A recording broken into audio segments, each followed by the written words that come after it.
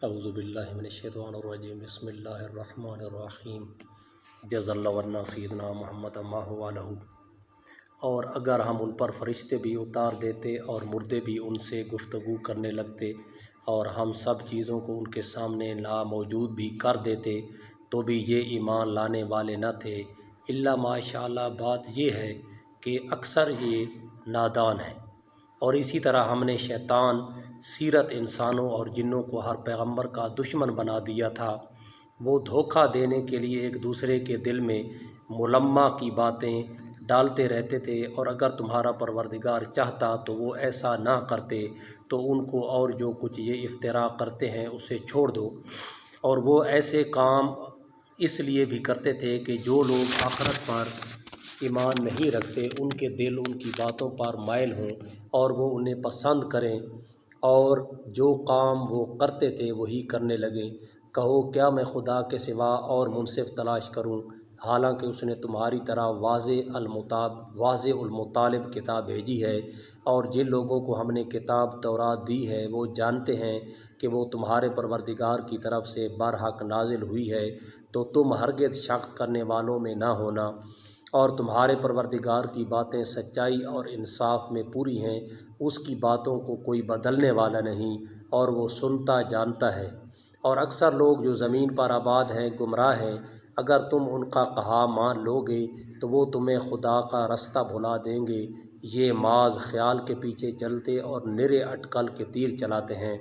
تمہارا پروردگار ان لوگوں کو خوب جانتا ہے جو اس کے رستے سے بھٹکے ہوئے ہیں، اور ان سے بھی خوب واقف ہے جو رستے پر چل رہے ہیں۔ تو جس چیز پر ذبح کے وقت خدا کا نام لیا جائے، اگر تم اس کی آیتوں پر ایمان رکھتے ہو تو اسے کھا لیا کرو۔ اور سبب کیا ہے کہ جس چیز پر خدا کا نام لیا جائے تم اسے نہ کھاؤ، حالانکہ جو چیزیں اس نے تمہارے لیے حرام ٹھہرا دی ہیں وہ ایک ایک کر کے بیان کر دی ہیں۔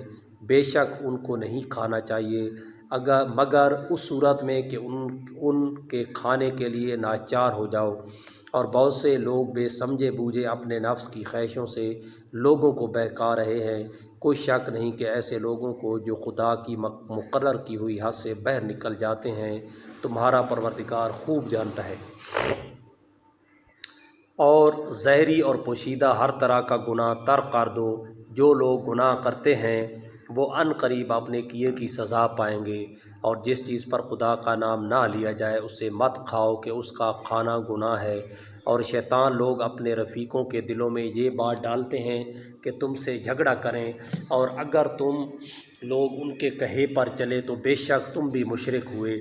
بھلا جو پہلے مردہ تھا پھر ہم نے اس کو زندہ کیا اور اس کے لیے روشنی کر دی جس کے ذریعے سے وہ لوگوں میں چلتا پھرتا ہے، کہیں اس شخص جیسا ہو سکتا ہے جو اندھیرے میں پڑا ہوا ہو اور اس سے نکل ہی نہ سکے۔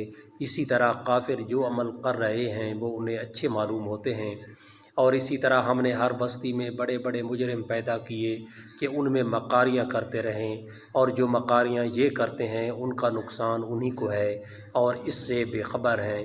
اور جب ان کے پاس کوئی آیت آتی ہے تو کہتے ہیں کہ جس طرح کی رسالت خدا کے پیغمبروں کو ملی ہے، جب تک اسی حالت کی رسالت ہم کو نہ ملے ہم ہرگز ایمان نہیں لائیں گے۔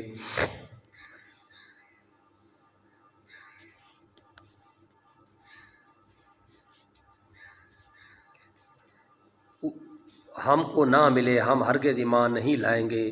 اس کو خدا ہی خوب جانتا ہے کہ رسالت کا کون سا محل ہے، اور وہ اپنی پیغمبری کی عنایت فرمائے۔